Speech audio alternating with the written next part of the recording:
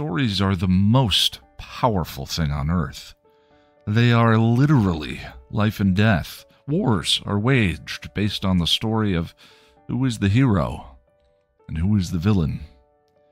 You are the result of a story your parents told each other, the one-night stand, the soulmate, and friends who became so much more.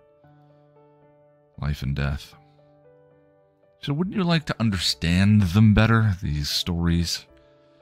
How Story Works, An Elegant Guide to the Craft of Storytelling by Lani Diane Rich, demystifies stories and helps you understand why you love what you love, why you hate what you hate, and why prologues are almost always a bad idea.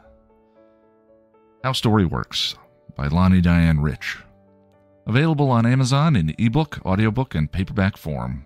Get your copy today.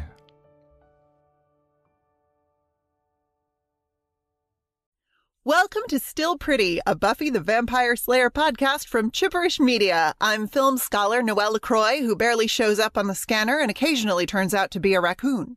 And I'm story expert loaded with fatty goodness, Lani Diane Rich, and we are here today to talk about The I in Team, the 13th episode of Season 4. The I in Team aired on February 8th, 2000, and was written by David Fury and directed by James A. Contner.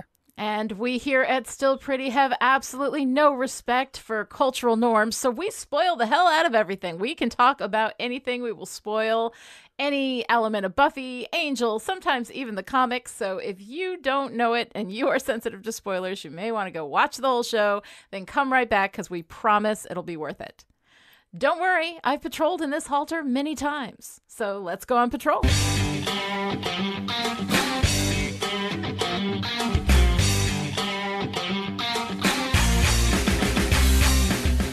In the I in Team, Willow, Xander, and Anya speculate on whether the initiative falls into the good guy camp, while Walsh tests Buffy against her commandos, and the commandos lose.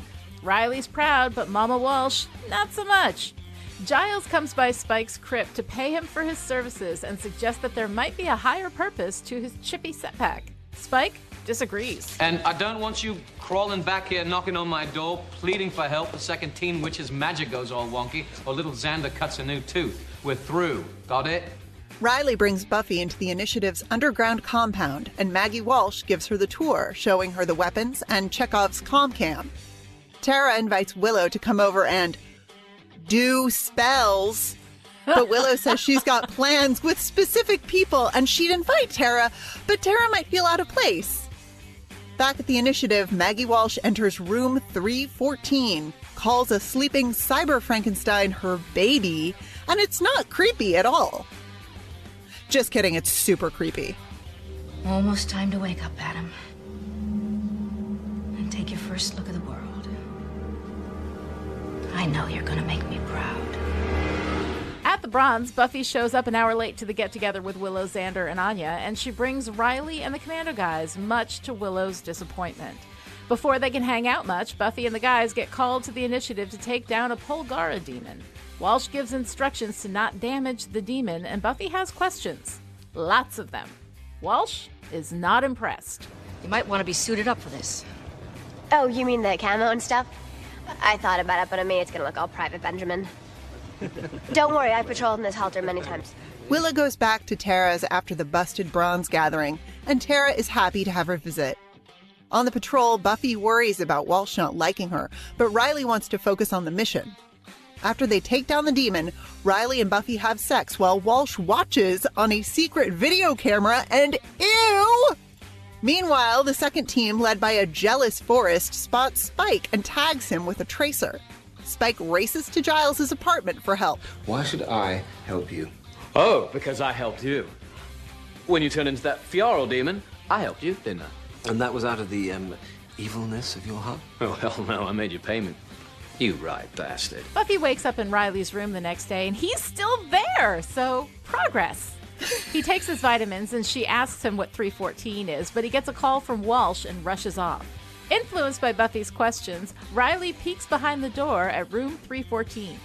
Walsh sends Riley off on a mission and then reports in to the doctor, who is taking off the Polgara demon's arm to attach to Adam. Walsh can't even whisper creepy sweet nothings into Adam's human ear hole. She's so distracted by what a threat Buffy is. Move to the contingency scenario? Right away. It's too bad. She could have been a powerful ally. I know. And Finn will take it hard. That's why sooner is better. At Giles's, Giles tries to remove the tracer from Spike's back, and Xander's military knowledge says that it's a beacon, signaling their location to the Initiative guys. Back at the dorm, Willow returns the next morning wearing the same clothes from the day before. Yeah! She and Buffy have an awkward moment, but then Buffy gets beeped by the Initiative. Walsh sends Buffy on a secret mission, outfitting her with a weapon and Chekhov's comm-cam. Buffy, of course, has more questions. There's still some stuff about all this that I'm not clear on. Well, when you get back, we can have a talk. Good. Okay. When I get back. Giles calls Willow in to do a spell and disrupt the tracer signal while he's working to get it out of Spike's back. And the spell works, interrupting the signal and borking Riley's retrieval mission. Meanwhile, Buffy's mission ends with her being trapped in the sewers with 2 raging demons with axes while the weapon Walsh gave her shorts out. From the Initiative, Walsh watches as Buffy fights, and her comm-cam, which records Buffy's heart rate, flatlines. Meanwhile, on the hunt for Spike, the signal comes rushing at Riley's team, but they can't see Spike. Xander flushed the tracer. In the sewer, Buffy continues to fight the demons, then uses the sparking weapon to electrocute them. Riley returns back to Walsh, and she reports that Buffy is dead. On the monitors behind Walsh, we see Buffy pick up the comm-cam, and Riley sees her as she sends Walsh a message. Professor Walsh, that simple little recon you sent me on wasn't a raccoon. Turns out it was me trapped in the sewers with a faulty weapon and 2 of your pet demons.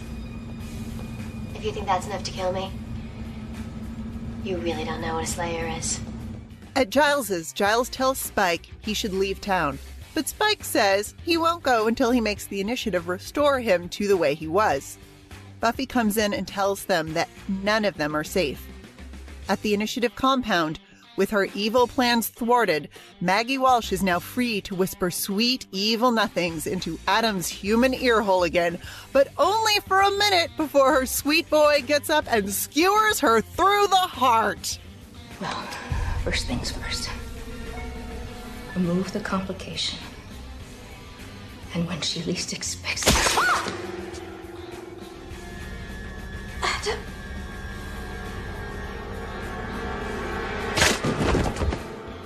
Mommy.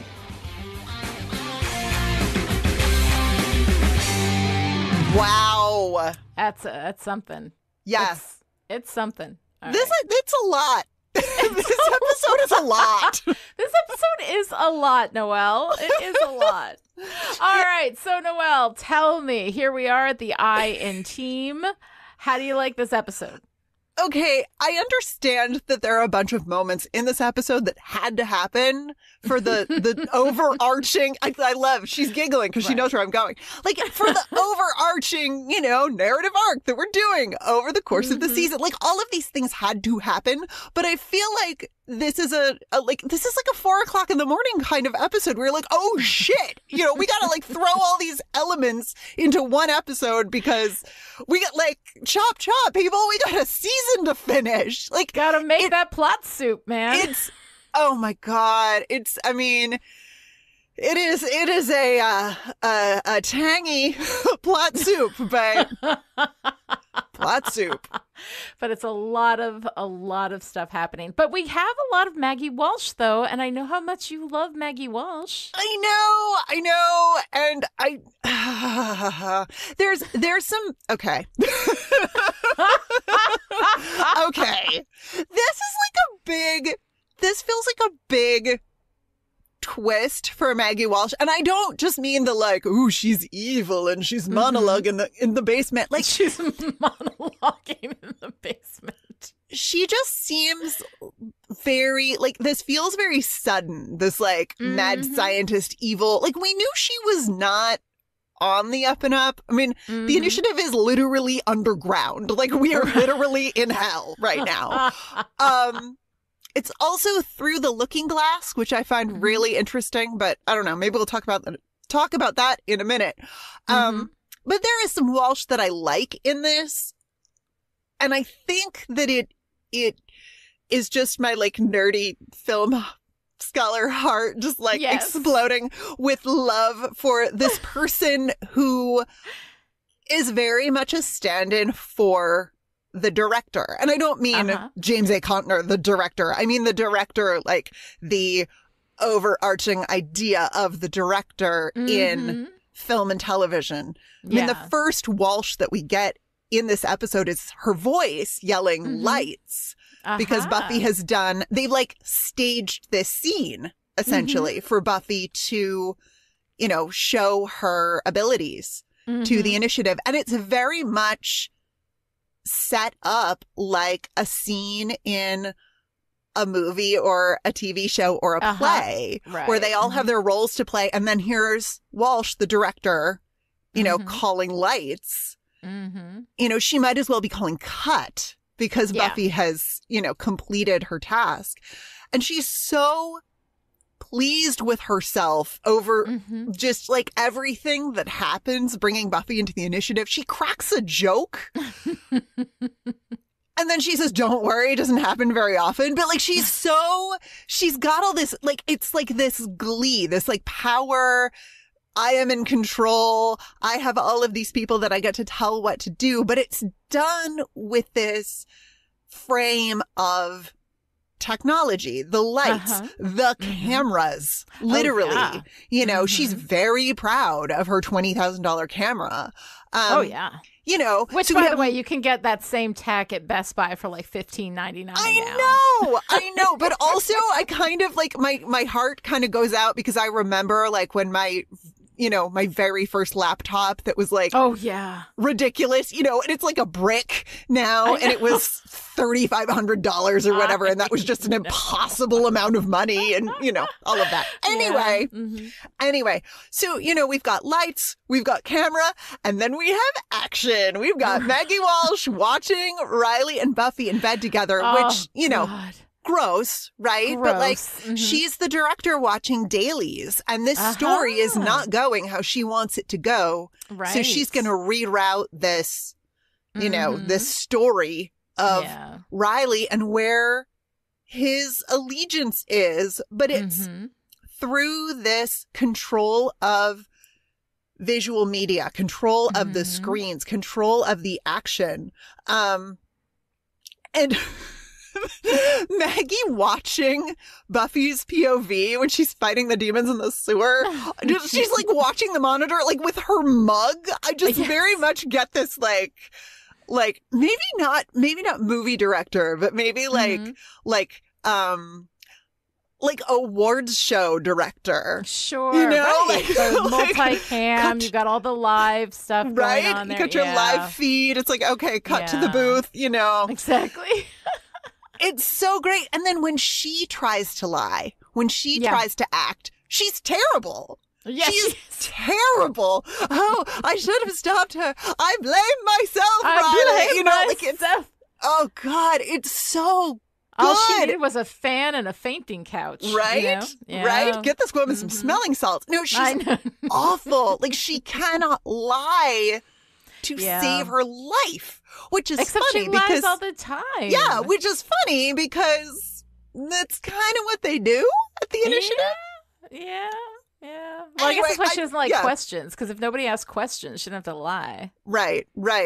So, you know, I mean, I'm sure that there's something really, really smart to be said about the initiative as military, but I would rather talk about the initiative as visual media and the way it manipulates us. I love it. I love that whole perspective. The way that directors shape our stories and all of that, and how horribly wrong that can go when they mess around with things they shouldn't.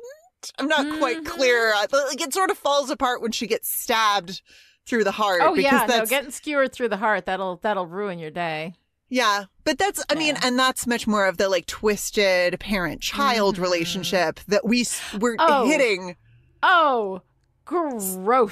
We're hitting so many hard. Ways. Gross. All of it is just gross. It's really gross. It's really Yes. gross. And when I talk about plot soup, this is one of those, like, we had a light seasoning of Walsh and Riley have this kind of parent-child relationship, kind of like Reflecting Giles and Buffy have this kind of parent-child relationship. And like, here it is in technology and here it is in magic. And okay, like, I see what we're doing here. But suddenly with Adam, you know, and like, how's our baby? Nope. Nope. They dial it way up. They over season it. And then Riley says when they're at the bronze and everybody's beepers go off, and like, first of all, like, calm down. Did everyone have to have a beeper? I mean, apparently they do. Yeah. We're super thorough, I guess, at the initiative. But Riley says that's our cue. Hello, you know, directorial reference. But then he says, Mother wants us, and I just need a tongue scraper. Like, I can't even say ass code name. I'm like, no, it's incredibly weird. And the fact that he says that without any sense of cringe. And no sense of like, ha ha, you know, moms, am I right? Like, it's not, I mean, and of course that would be like misogynistic, shitty, whatever, but there's none of that. It's completely straight. It's played straight. It's played straight as though that's not weird as fuck. Like, it is really weird. And why can't he just say Walsh? Why does she need a code name like Mother at the bronze? And all of these boys, you know, running off to Mother. Like, that's creepy. Well, it's definitely doing a thing. Like, you know, like, meaning wise, this idea that she has raised them all, and it's not just, you know, they're good soldiers and this is military and structure, and it's a family, but like an authoritarian sort of a creepy, don't ask questions, demon hunting family. And the so you know, the notification reminders for him to take his vitamins.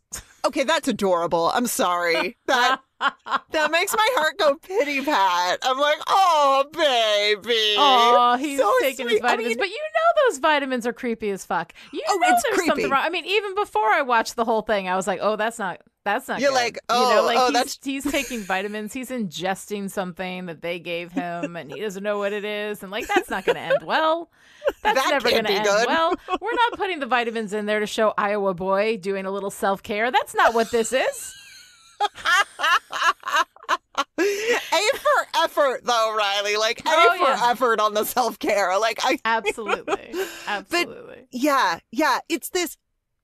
It's this gross parent-child, clearly supposed to be toxic. We're not supposed to be like, oh, it's like she's his mom and Riley's her son. No, it's gross. When she's like, it is. You know, when she says, Riley, make me proud, she's already told Adam that he'll make her proud, and this icky, again, like, I'm really getting authoritarian parenting style here. Right. No, and it's just like, and the fact is that, and partially because of the context of the military, like, this would be creepy, I think, in any context, but given this whole military vibe that they've got going on, like, that's so, like, counter to that whole vibe. Yeah. That it almost, like, exacerbates the creep factor. Yeah, because then you're a military family. And I don't mean families of people who serve in the military. I mean, you run your family like it's the military? Or question you mark? Run your military like it's a family. But I'm pretty sure that's not how it works. Now, I've never been in the military, but my understanding from my friends who have is that that's not how that works. Generally. Yeah. I mean, yeah, and I don't want Walsh to be all like warm and snuggly. It's actually something I really like about her, but then to suddenly introduce this like mommy, baby, mother, kind of a I don't know. I don't like it. It doesn't work for me. It feels heavy-handed. It's over-seasoned. And then the evil monologuing. Oh my God. The constant whispering of sweet evil nothings in Adam's human earhole. Like it's all really weird. And it is like, the thing is that you can accomplish all the things that the plot soup needs without that particular seasoning. You know, they're putting curry in creme brulee, and it's not that curry ain't great where it belongs, but not in creme brulee. You see what I'm saying? You see what I'm saying? Vivid, Lani. Right? Just had a very right? Wow. Exactly. It's a visceral response because that shit's gross, you know? And I'm sure somebody out there has had curried creme brulee and it was amazing, and I'm going to get an email. But the whole point is it's weird shit. It's weird shit does not go together. Does not mix well. This isn't so much plot soup as it is like stunt food. It's like, right. Like, this is the kind of thing that when you eat it, somebody gives you a prize if you manage not to barf it up. That's what this is. This is challenge bar food is what it is. So yeah, it's not good. And then the whole at the end with the skewering her through the heart and saying, "Mommy," like, Mommy. no, hard no. Okay, all right. Question. I have so many questions. I'm with Buffy on this episode. I have so many questions. Yeah, so many Adam, Mm-hmm. I get it. Like they're doing Frankenstein's monster. He's like, whatever. He's, pieces of various things. But why does he have this like diagonal stripe down the middle of his face? Like, it's ridiculous. Like, they took you a couldn't perfectly get a good whole head. Yeah, Right. like they had a perfectly good demon face, and they just were like, no, we're just gonna like use part of it. Or along with the cyborg elements. Like, let's not forget, it's not just half man, half demon Frankenstein shit, right? All cop, right? But he's got like these like cyborg elements, these like, like metal technology, all of it coming together in this really weird, creepy way. And it doesn't go together. It feels really, really weird. And also calling him Adam. Like Adam, I guess, like I get like the first man kind of thing. Yeah. But like Adam does your taxes, right? Adam is not the guy with the Pulgaris skewer on one arm. Like, I could see, like, if they were going for the whole Frankenstein thing, they call him Victor, or they give him, like, a name that feels dangerous. Adam doesn't feel dangerous. That's possible because, like, I was married to an Adam once, and he was a lovely man. And so, like, I look at that, and I just think that's not the vibe. So maybe it's just me that, like, I get the very sweet, incredibly kind person like has an association with a name like Adam. Well, and and Adam in the Bible, depending on whose version you subscribe to, sure, is basically innocent. He basically doesn't do anything. He's like, the woman gave it to me. Right, he is blameless in all. It's the snake and the lady that bring him down. Yes. Yeah. So there's that. So he's not particularly actiony. He is acted upon. He's a passive protagonist, sure. My only goal is to have things not change and live in this garden forever. Like, exactly. All I wanted to do was hang out naked in the garden with my wife and have no knowledge or questions.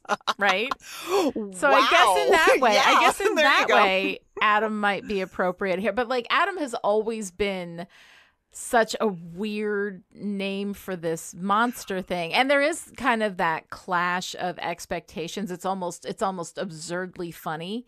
The idea that this monster is called Adam, right? But I feel like there should be something like a deeper meaning there, or some kind of like thematic resonance. Well, and I'm not really Walsh, getting that. I mean, the Adam Walsh kidnapping case, but that's all I got. Right. That's all I got. Yeah, I don't think that's an association that they intended to make. I mean, and this is not a true crime podcast. There are lots of those. Have fun. There are lots of those. Enjoy. Yes. I don't know. It feels like bad writing. It all questionable. It feels like writing that is actually antagonistic to itself. You know, like it's like the writing is like, oh, this little thing we have is working. Let's fuck with that and make it weird. You know, mommy. Let's make it weird, mommy. Let's make it weird, mommy. One of the things that I love, though, in this episode, although Buffy is kind of, you know, riding along on the surf of the initiative and all of this stuff, trying to figure everything out. She's playing well with all of these guys. You know, she's trying to, you know, ask questions and figure out what's going on and all that kind of stuff. And so she's sort of kind of like doing that, you know, that thing that people do when they get a new boyfriend or girlfriend or significant other of some sort, that they throw themselves into it. They spend all their time with them. She's, you know, clearly ignoring Willow. Willow has got some shit going on. We are going to get to that. And so Willow feels, you know, neglected and sidelined, and I don't really love that, but you know, it's such a common phenomenon that, like, you know, you have to respect that that's the way it goes when people first get together. They want to spend all of their time together, and it becomes this obsessive thing. But the moment in the end of this episode when Buffy gets on the camera and is like, "Hey, bitch, I'm coming for you." One of my favorite moments in the whole run of the series. I love that. I think it's so great. You don't even know what a Slayer is, but you're gonna find out. No shit. Love that. And like, obviously, yes, 100%. Buffy is absolutely right. Like, does Walsh? Like, really? Like, Walsh is gonna put her up against two demons with axes, and that. Sure. And that's going to kill Buffy. I'm going to lock the Slayer in a sewer with demons, which is every day, which is basically just another Tuesday for Buffy. Right. You know? Especially when Maggie has put her through this trial where she's like bested the guys in 45 seconds or whatever and used one of them as a human shield. I know. And everyone is cool with that. But like, and she knows, like she knows what Buffy, I mean, she's seen Buffy in action and thought that these demons were just going to take her down. It doesn't make Walsh look as smart as we have been informed she is. As far as evil plans go, that's a bad one. This is why I hate this episode. They had such a great villain in Maggie Walsh, and this episode makes her look incompetent. Stupid. Yes, stupid, creepy, you know, insane. And creepy, not in a fun way. Like, not the fun creepy. It's just creepy. It's just unsettling. We don't have a precedent for this. Exactly. It's just icky. And then we've got Riley. And Riley, when Xander calls him a big oaf in the beginning, I'm like, that pretty much does it. And he's, you know, and then, you know, he calls Walsh mother. That's weird. Like that, you know, that's all weird. And, you know, in the military, they learn not to question orders, you know, or think that mother is a creepy code name, I guess, like, or have any critical thought at all of any kind, right? All of it is just a little bit weird, and the sex. So the show is associating sex with violence, right? We have that line, you know, from back in season 3 where Faith is like, "Isn't it crazy how slaying just always makes you hungry and horny?" And Buffy's like, "Sometimes I crave a low-fat yogurt afterward," you know? And that's all very cute. But clearly here we're seeing they're editing, you know, they're cross-editing these two scenes, the fighting together to take down the demon and the having sex immediately afterward. And let me just do a little aside here. What the fuck with these sheets? Okay, look, this is the 3-beat of the burgundy sex sheets. We had them in Angel's apartment in Surprise and Innocence. We had them in Parker's apartment in whatever stupid episode had her messing with Parker. And then we have them again now. And I feel like What is it with these sheets? Did all of these boys just read the same like issue of Cosmo that said, you want to get the girl, get the burgundy sheets? Like, was there a sale at Bed Bath & Beyond? Like, what is the issue with these sheets? They're the exact same sheets. The thing that I keep picturing is just a bunch of folks behind the camera going, oh, you know what would look really sexy? Burgundy sheets. You know, like, I mean, which you can't honestly, fuck on blue sheets. I mean, let's just talk about it, right? Yeah. You can't fuck on blue sheets. It's no, you can't. I mean, obviously. Doesn't work. I don't know. And I mean, the thing is, like, I always go back to that thing that you were talking about. Like, you've been talking about this from early on, from like the red, oh, yeah. you know, equals sex. Like, red is a color in cinema that symbolizes sex. Something I didn't know before we did this together. So thank you so much for that little bit of education. Sex and danger and power. Right. And I mean, it's a powerful color. It across is. cultures too. Yes. I mean, it's good fortune, it's wealth, it's all of these things and all of these, like, but it's a big deal. Red is a big deal. Yeah. So yeah, I don't know. These boys like trying to make themselves seem more passionate than they are. I don't know. I have no idea. But they have the same sheets. It's like Angel gave them to Parker and Parker gave them to Riley. And I'll bet Scott Hope had them for a little while, just with his fingers crossed. Maybe that clot will do me some good. Just on his hope chest. On his hope chest, he's got the fuck sheets. So like, I don't know, like, and like, clearly it's a deliberate choice. Clearly, the people who were doing the set design were like, oh, she's gonna fuck, gotta have the sex sheets, you know, break out the sex sheets, buddy. Yeah, but why? Like, it's such a weird thing and such a specific thing to have all of these boys have the same sheets on their bed when they have sex with Buffy. I don't know. It struck me as so weird. I'm spending way too much time talking about it. Oh, no. Well, like you're spending way too much time talking about the sheets, so we don't have to talk about the actual sex, which is probably the second most awkward sex in the entire series. It is ridiculous. It's so ridiculous. And it makes me so sad. Aww. And I will tell you why. Because Sarah Michelle Gellar can have chemistry with anybody. Anybody. Even Riley. But wait, you said there was more awkward sex than this. What was that? The most awkward sex is James Marsters doing push-ups in bed because ostensibly he's having sex with Invisible Buffy. Invisible Buffy in Gone in season 6. I mean, I cannot. Yes. It's ridiculous. No, it is. But you know what? Fucking Marsters committed to that shit. Like, that had to be just the weirdest thing for him. And he did it. So God bless the man.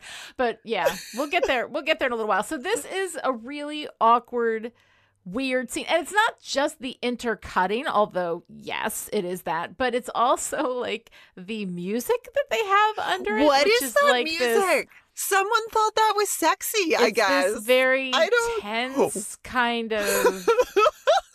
Yeah. It's like arty porn, but in the early aughts. I don't know.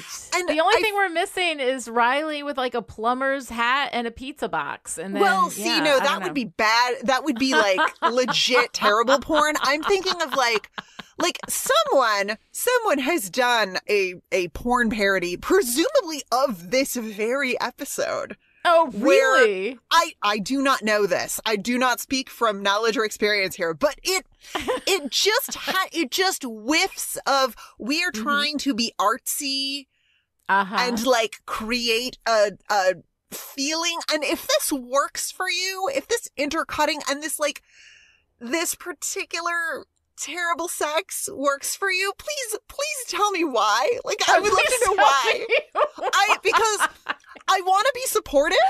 But, I mean, I'll be confused and supportive, but I want to be supportive. But for my money, this sex scene is so awkward, and it makes me so sad because Sarah Michelle Gellar is beautiful. Mark Lucas is beautiful. They have no chemistry. I know. None. They have none chemistry. It's so sad. It is so clunky.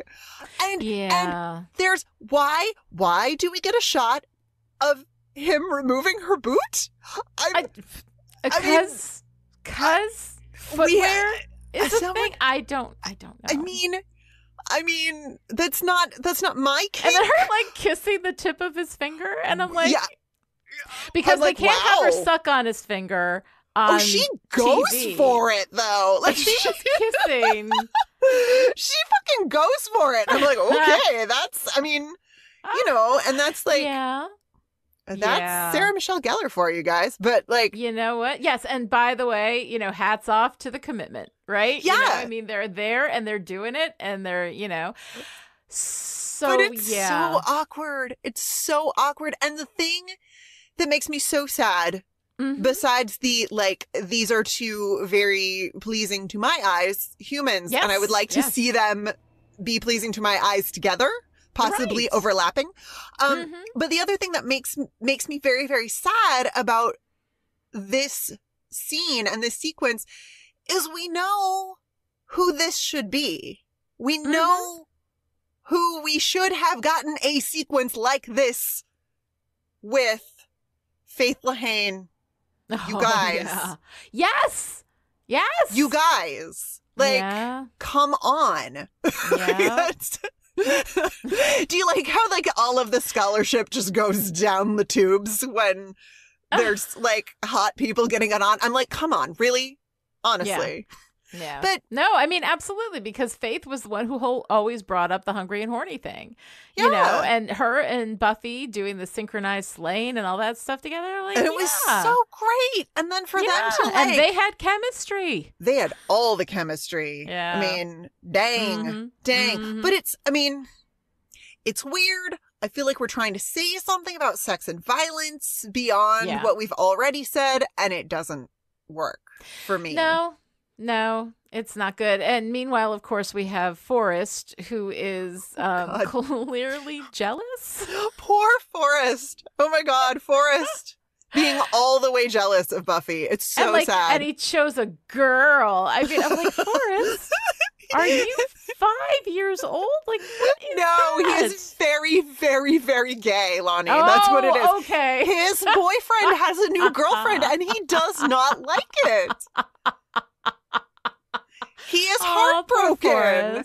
He is heartbroken. Forrest. And because toxic masculinity is so toxic, the only way he can express that is through anger and disgust. And I cannot believe we have gotten this far in the Buffy, Riley, Forrest triad, and I haven't talked about the queer subtext with Forrest because... Oh, let's talk about it. I mean, it's like, it's barely even subtext. It is. It's barely subtext. I mean, Forrest, who a few episodes back was trying to make fetch happen with the whole mattressable idea. I mean, the last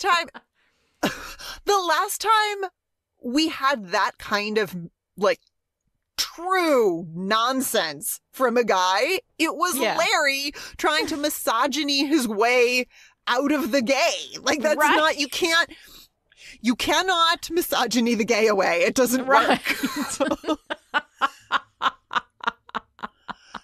Yeah. But no, it's Forrest, not good. Yeah, Forrest is just, he is so sick of hearing Riley talk about Buffy. And he just, he is so pissy about the whole thing. And Forrest is glaring at Buffy and grousing to Graham at every opportunity. I know, but Graham's face, though, the whole time, Graham is like, Graham. I know you're in love with him.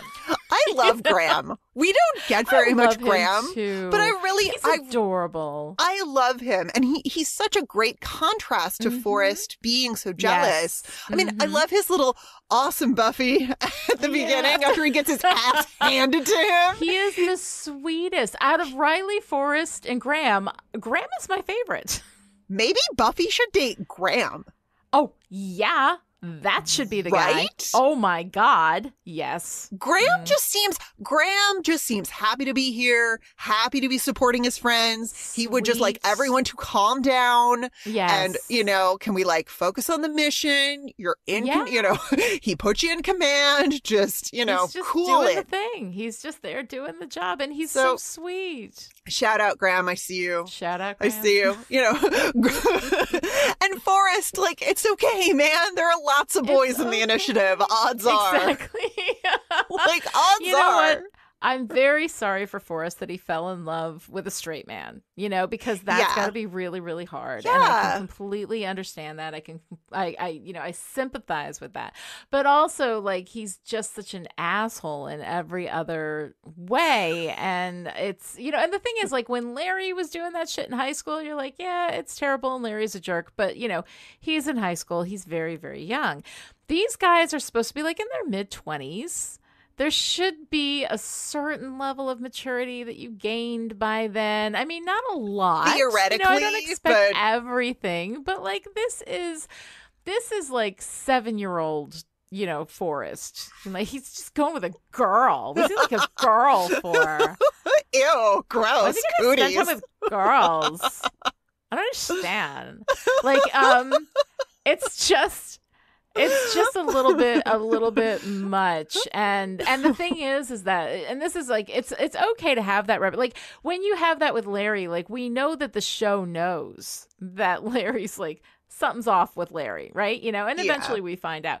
But like, I feel like the show doesn't know that this is really like that Forrest is clearly gay. Like, I feel like the show is actually representing Forrest as like, as like just a guy, just a straight guy who loves other guys. But not in a gay way. But not in a gay way.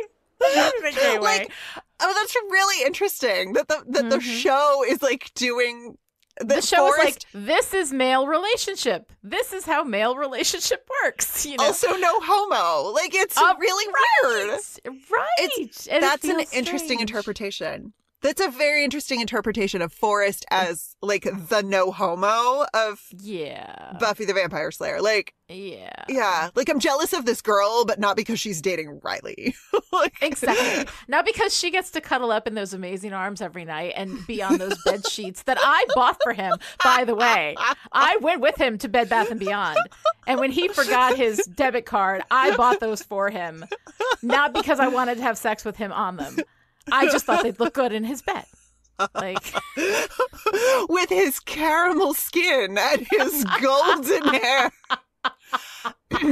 And those sweet blue Iowa eyes. Yeah. It's, and literally that is the only sexy moment in that sex scene is when Buffy is on top and we get Riley on the sheets looking all, looking all like, I can't believe I got this girl. And no, Riley, neither can we. No one can believe it. Good job. Good for you. Good for you. Well done. Well done, Iowa. All right. So speaking of other people who are getting a little mattressy to steal something from Forrest, is Tara and Willow. I mean, this whole thing is really sweet. I love it. I mean, and speaking of the show, maybe not entirely knowing what they're doing. Right.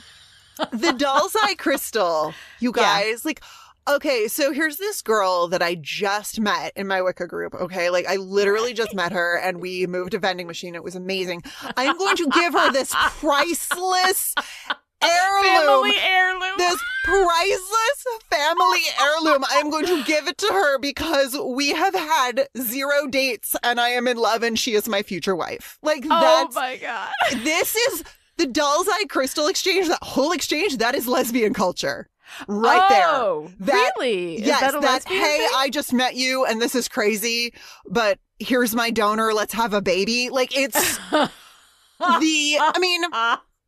that was a lesbian stereotype. Is that actual lesbian culture? Well, I mean, stereotypes are based in some kind of some reality. Not always, but often. Okay.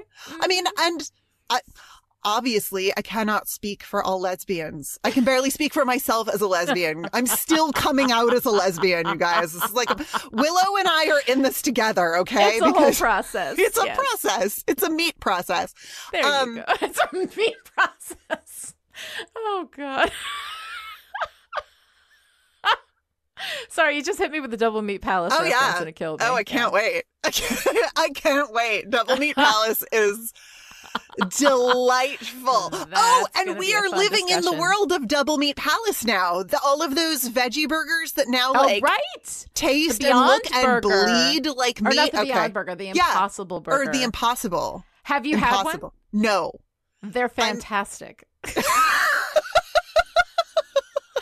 This is going to come as a shock. It is impossible, but it tastes like meat. And it's probably not any better for the environment, but it's pretty cool. It's pretty cool. I mean, it's pretty cool. Yeah. Go flavor scientists. There you go. Do that thing. Yes. I love, by the way, that we started off talking about lesbians and we ended up talking about vegetarianism. It's just like, we're so good at this, Lani. You never know where the conversation is going to go on Still Pretty. Oh my God. But also like, okay. But like, seriously, stereotypes aside, like it feels very, this unbalanced force of the Willow-Tara relationship is something that feels, oh God, so painfully real. Tara is like all in. Tara's like, here's this family heirloom. It's super magical. It was probably my grandmother's. I want you to have it. And Willow, was probably my grandmother's. I found it in the attic. Yeah.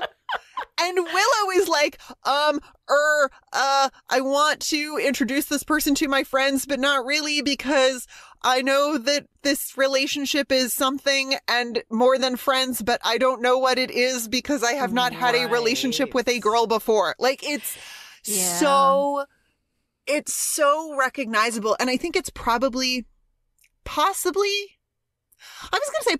not unique to queer relationships, although I would imagine much more common in queer relationships because that isn't something that we're presented with from a very young age as a possibility. So if you are a girl and you find yourself, you by surprise sometimes. Yeah. You find yourself.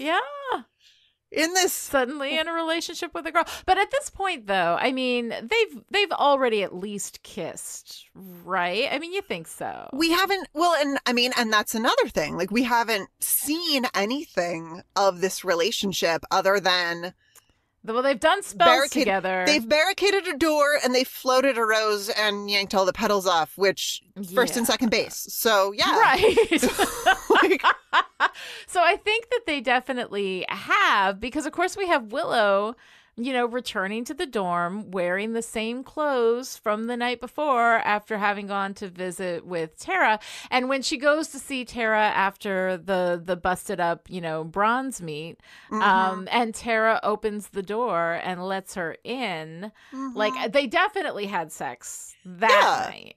But I think they've at least kissed prior to this. I think that there's been at least a little something. Something. A little something, a little build up. Get Willow kind of used to the idea, that this is a thing in which she is engaging now. And she has this whole awkward thing with Buffy because Buffy's in this new relationship and Willow's got stuff going on, but she doesn't feel like she can really talk to Buffy about it. Yeah. It's kind of neat. And then of course, when Willow does the spell over at Giles's, to interrupt the ionization or whatever, that she's using the doll's eye crystal. Oh my God. I love that I didn't catch that because I was what is happening? Are we just doing this so that just to give our hair people something to do? Something to do. It was that a cute one joke. gag. It was a cute joke, but she was using that crystal when she was doing the spell. And that was really Willow. sweet. That was really sweet. I'm awash with feelings. That's a lot. I know. It's a lot. It's a lot. All right. Yeah, but the Willow-Tara relationship is, it's interesting and noteworthy for lots of reasons. But one of the reasons that I that I experience and that I hear other queer women express is that it feels very authentic in terms I'm so glad. of the, like, at least on the we just met, I love you so much, front. And then also on the, I know this is more than a friendship, but I don't know how to think about it or talk about it to myself.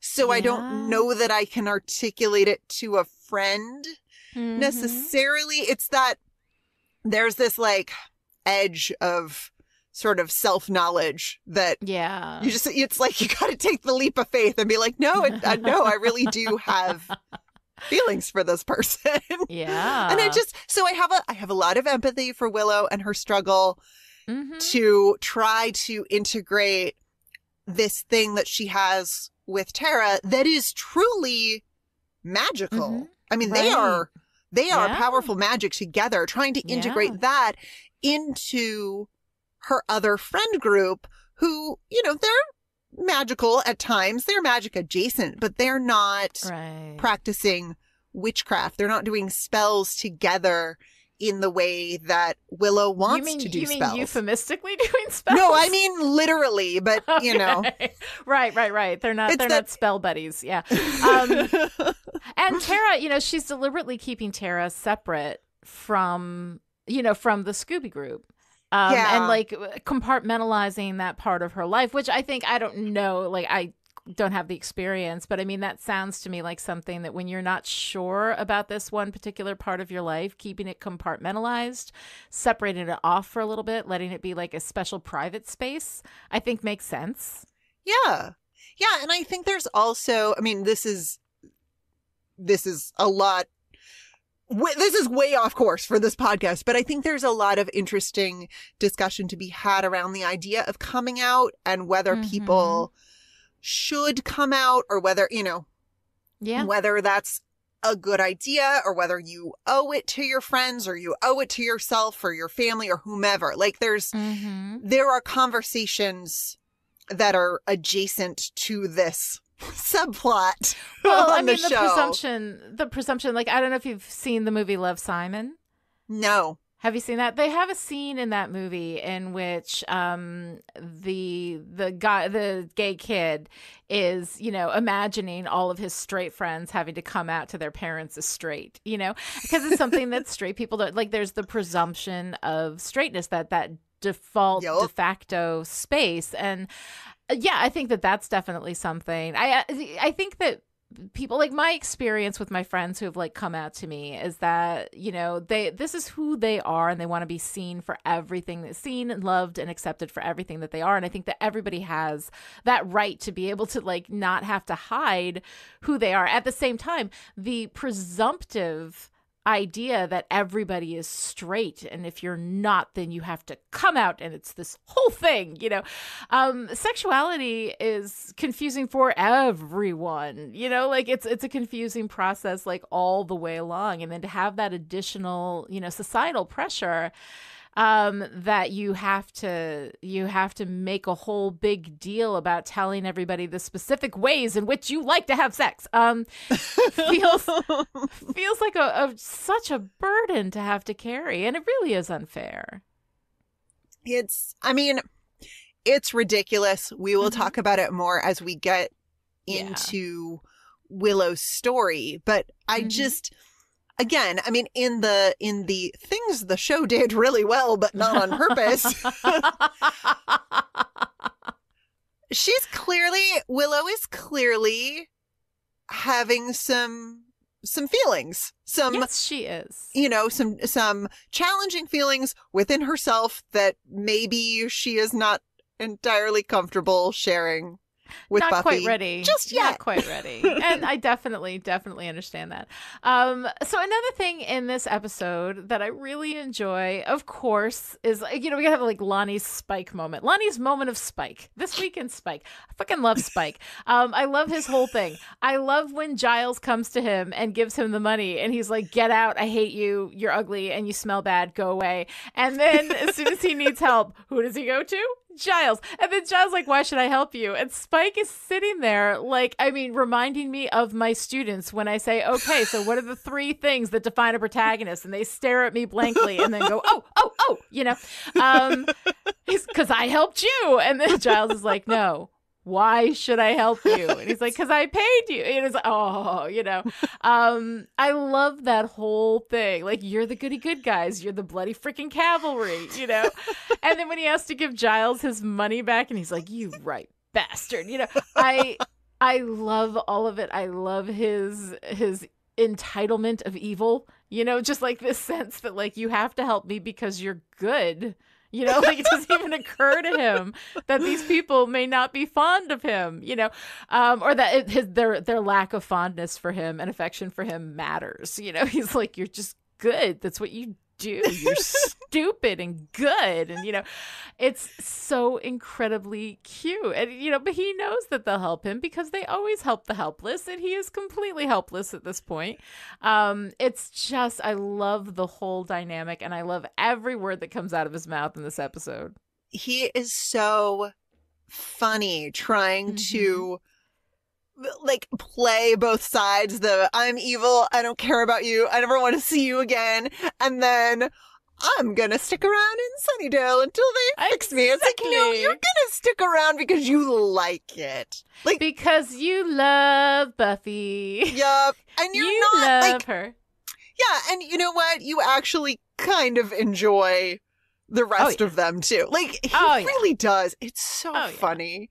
He's so and you know he knows it and he's trying to hide it because Spike is one of the most self-aware characters on this show. Yes. Well, to a certain degree, he's still not going to realize he's in love with Buffy until next season. But so he has that where, but I think part of him likes them and also likes hating them. You know, like enjoys despising them, you know, and it's just like really hate watching a show. It is. It's those characters we love to hate, you know. He's hate watching. He's got a Cersei Lannister thing going on, you know, fascinated and yet, you know, that kind of thing. Well, speaking of, let's talk a little bit about Xander.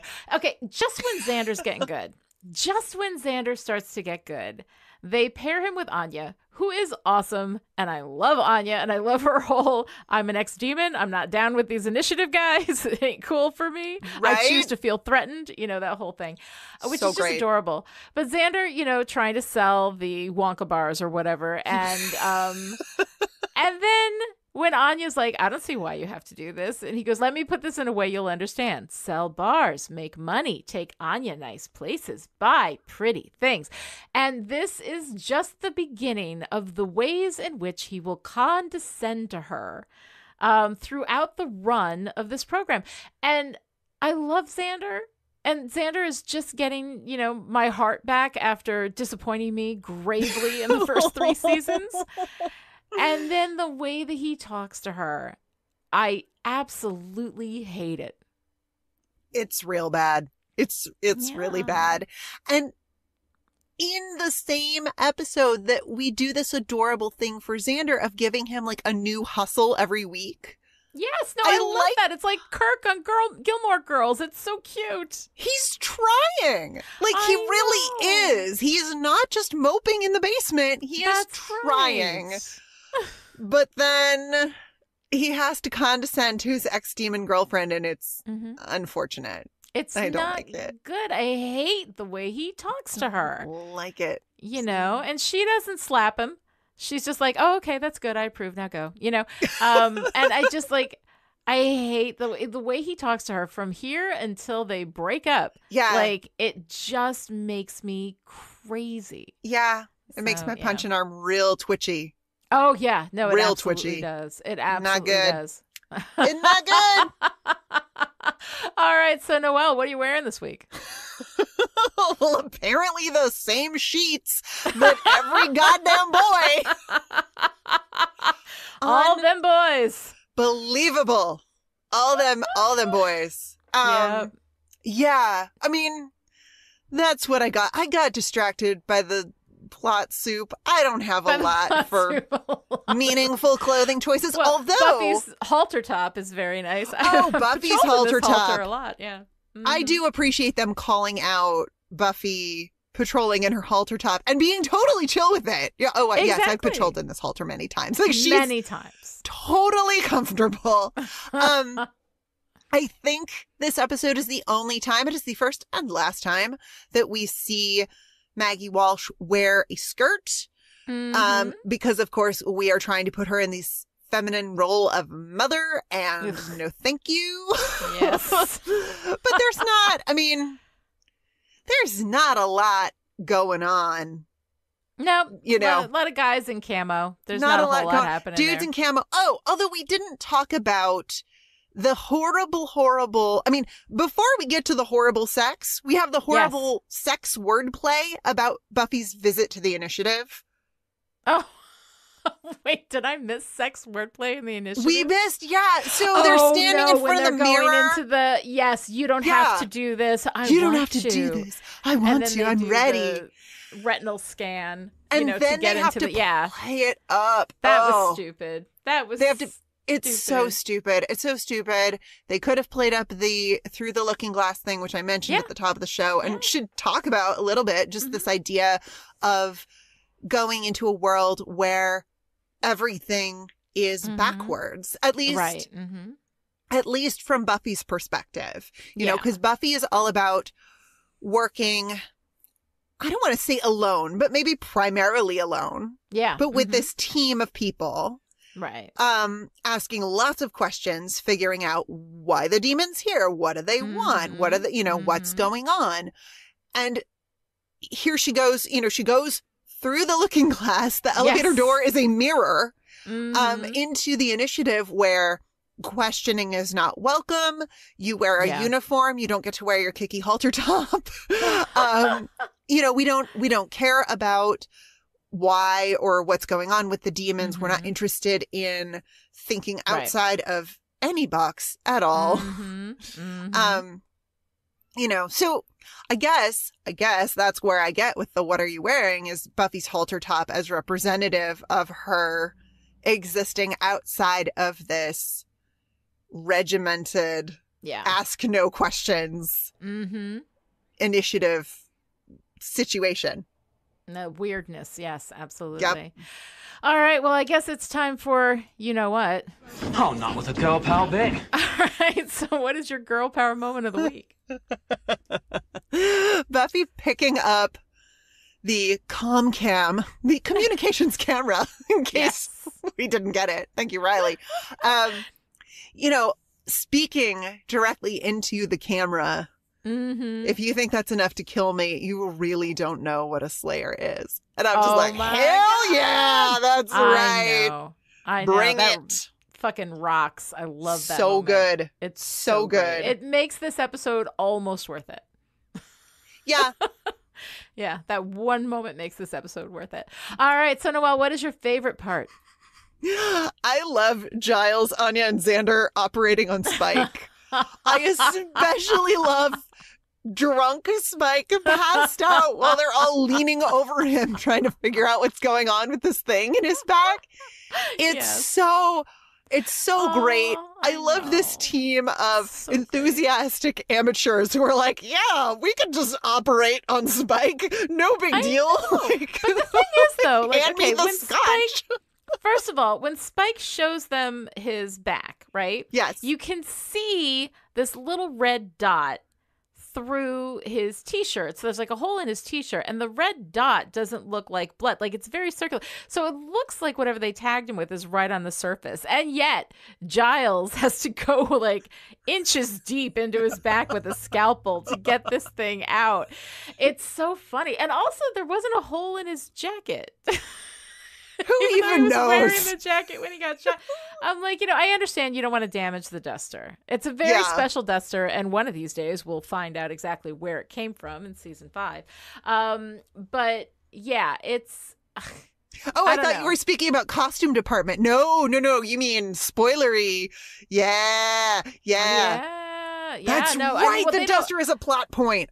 Right. Love At this it. point, we don't know what the duster is, but I mean, obviously, we don't want Spike's duster to be damaged. No. But when he's running, he's wearing the duster. They shoot him through the duster. This magical piece of whatnot goes into his back, cuts his shirt, not the duster, and also is red and sticking out of his back, and yet takes hours and a bottle of whiskey to get to.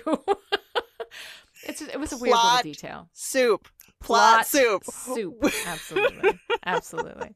Well, I gotta say, my favorite part clearly is, if you think that's enough to kill me. I love that moment from Buffy, and that is my favorite part of this whole thing. And it's always the part that I remember when I think of the Iron team. I'm like, ooh, this is the one where Buffy slaps Professor Walsh.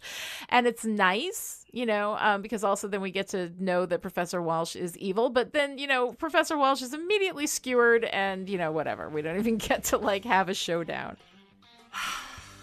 Bad decisions. I know. So much potential.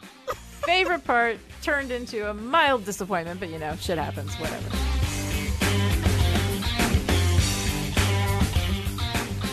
All right, if you enjoyed this conversation, would like to join in, come find us on Twitter. I am at Lani Dine Rich, and Noelle is at Noelle Aloud, and the hashtag is Still Pretty.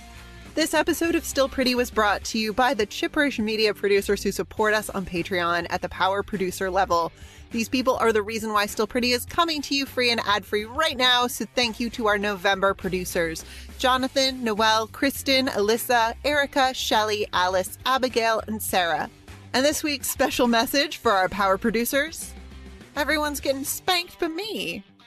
To find out how you too can support Chipperish Media, visit patreon.com/chipperish. Other ways to show your support: write a great review on Apple Podcasts, tell your friends about the show, or neutralize the patrol team in 28 seconds. I decided that you were going to say to find out how you too can spank Noelle. And I'm like, that's a higher level of patronage than I think. Yeah, we don't have that level yet.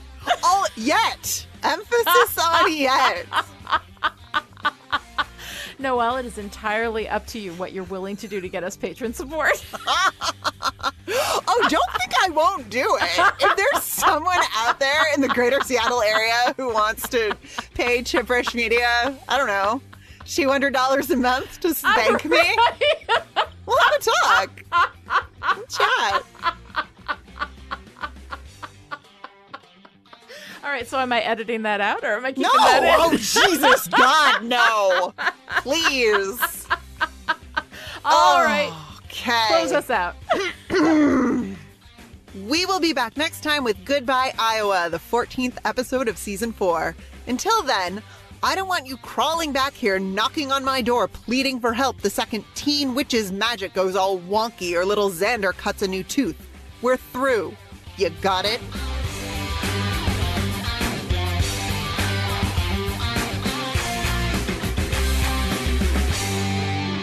Back at the dorm, Willow returns the next morning wearing the same clothes from the day before. Yeah! I'm sorry. I don't have to do that so excitedly. I can... Oh, no, I love it. Okay. She and Buffy have an awkward moment, and then Buffy gets beeped by the initiative. Hey-oh. Walsh sends Buffy on a... I'm sorry. It's all downhill once I've done my happy little lesbian sex dance. So let me just back it up to the beginning of this summary section. No, you're delightful. Don't change a thing. I am backing it all the way up just to give you editing options because I am a giver. Thank you, sweetheart. I am a tender and generous partner, and also thorough. You are. You are. I know it's going at the end of this show. Oh, hello.